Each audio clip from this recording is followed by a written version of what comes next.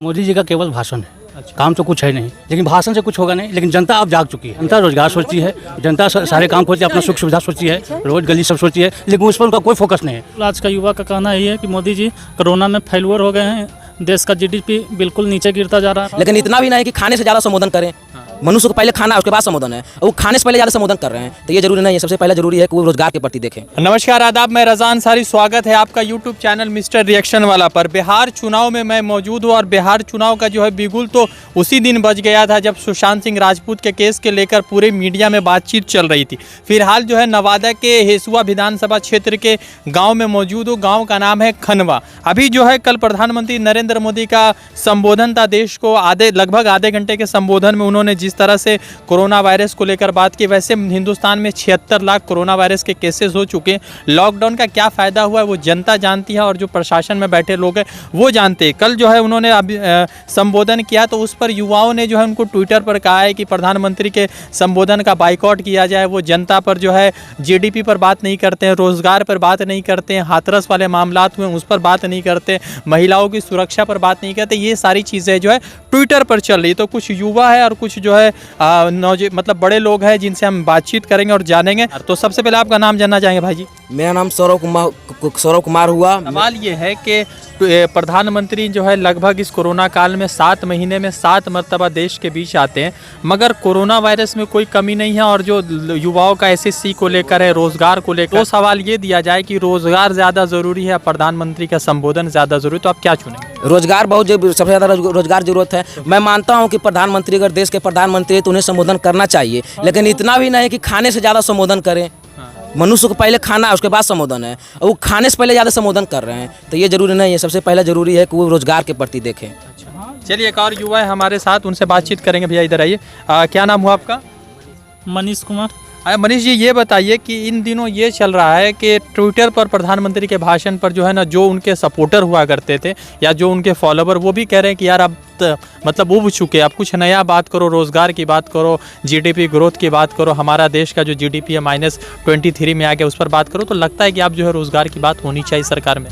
जी बिल्कुल, आज का युवा का कहना यही है कि मोदी जी कोरोना में फेल्यूर हो गए हैं, देश का जीडीपी बिल्कुल नीचे गिरता जा रहा है, माइनस में। और ये हिंदू मुस्लिम का राजनीति करते हैं, इन्हीं का ये मुद्दा है। अच्छा, ये बताइए कि आपका जो क्षेत्र है ये जो है आपका बहुत मतलब ऐतिहासिक रूप से जाना जाता है, तो यहाँ के जो युवा है उनके मन में भी रोजगार को लेकर कई सारे सवाल हैं।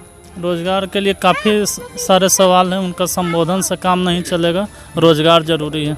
अच्छा, एक बात बताइए, तो अभी जो प्रधानमंत्री का संबोधन आ रहा है कोरोना काल में 76-78 हज़ार केसेस, 76 लाख केसेस हो चुके, तो ऐसा नहीं लगता है कि कोरोना काल में जितने पैसे खर्चे किए गए ताली बजाने में, थाली बजाने में, वो पैसा अगर जनता के हित में लगाया जाए तो ज़्यादा अच्छा होता? बिल्कुल, बहुत ज़्यादा रहता रोजगार में, ये पैसा खर्च होता तो जनता के बीच होता खर्चा, तो ये अच्छा रहता। जी ठीक है। और एक हमारे साथ है, क्या नाम है भैया आपका? स्वराज कुमार। स्वराज कुमार। अच्छा स्वराज जी, ये बताइए कि अब जो है कल भाषण हुआ, 7 महीने में 7 भाषण, हर भाषण का अगर आप मान लेते हैं कि 50 करोड़ या 100 करोड़ भी लगाते तो 700 करोड़ बर्बाद हो गए। तो ये 700 करोड़ में एक स्कूल बन सकता था, पॉलिटेक्निक कॉलेज बन सकता था, तो इन चीज़ों पर क्यों बात नहीं कर रही है सरकार? मोदी जी का केवल भाषण है। अच्छा। काम तो कुछ है नहीं, केवल भाषण से। हाँ, उनका भाषण में है कि जनता उसमें सम्मोहित हो जाता है, दमदार एकदम। लेकिन भाषण से कुछ होगा नहीं। लेकिन जनता अब जाग चुकी है। अच्छा। अब भाषण से कुछ होने वाला नहीं है। जनता रोजगार सोचती है, जनता सारे काम खोजती है, अपना सुख सुविधा सोचती है, रोड गली सब सोचती है, लेकिन उस पर उनका कोई फोकस नहीं है। उनका फोकस केवल सांप्रदायिकता पर है, केवल हिंदू मुस्लिम पर है। बस यही करके अपना राजनीतिक सीखना चाहते हैं। इसका हम लोग, अब जनता जाग चुकी है और उसको सबक सिखाने के लिए इस बार बिहार विधानसभा में तैयार है। अच्छा, एक बात ये जानना चाहेंगे, हाथरस में उस माँ बेचारी बेटी मनीषा को क्यों इंसाफ दिलाने में योगी सरकार या भारतीय जनता पार्टी का पूरा बड़ा कैबिनेट असफल नज़र आ रहा है? नहीं, कोई सफल नज़र नहीं आ रहा है, केवल विरोध का राजनीति है। जैसे अब कोई नेता जा रहे हैं उनसे मिलने के लिए, उनको रोक दिया जाए।